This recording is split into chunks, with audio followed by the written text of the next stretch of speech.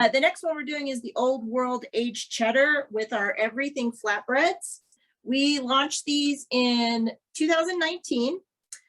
All of the spices and seeds and garlicky goodness that is in a everything bagel is baked into these delicious flatbreads.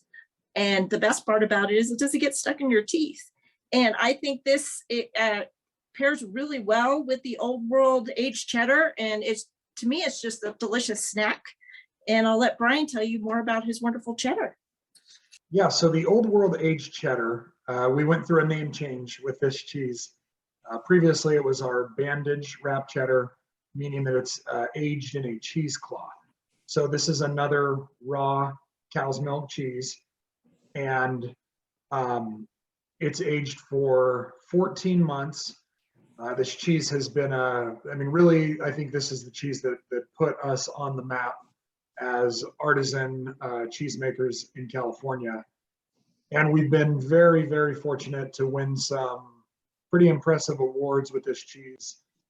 5-time North America Best Farmstead Cheddar at the American Cheese Society, and then a 3-time World's Best Farmstead Cheddar at the World Cheese Awards in London.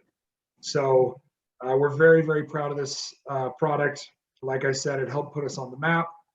It's, you know, the inspiration for all of the cheeses that we made, making it in a traditional way from raw cow's milk, open vat.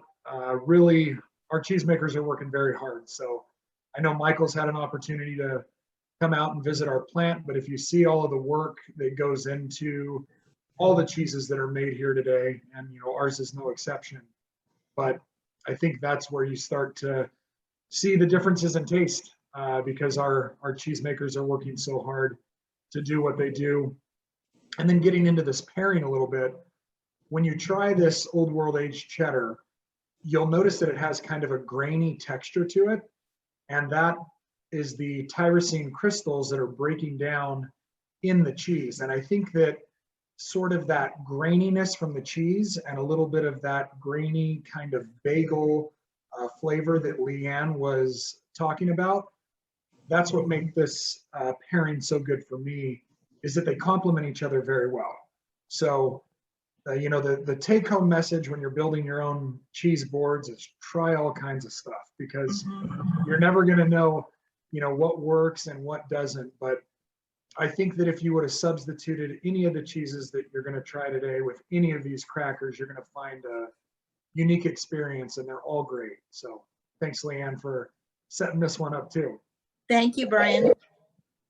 Brian, what you did say about the everything flatbread, you know, that is a really great way to be able to bring those flavors together. And you talk about the crunchiness and that it gives you a really good mouthfeel. I mean, it's really it's really an exciting pairing, you know, because you get that feedback, you get that and all those flavors. So I was really surprised about the lemon shortbread, because Lionza is one of my favorite cheeses, and I use that a lot in the pairings, but I just never really thought about using the lemon with that, but it makes total sense. So that's a really cool pairing. Well, when I talked to Brian initially, the first thing he mentioned was citrus, and I was like, let's do it with the Meyer lemon shortbread, and it worked. It worked great. That's great. That's great. Thanks, Brian.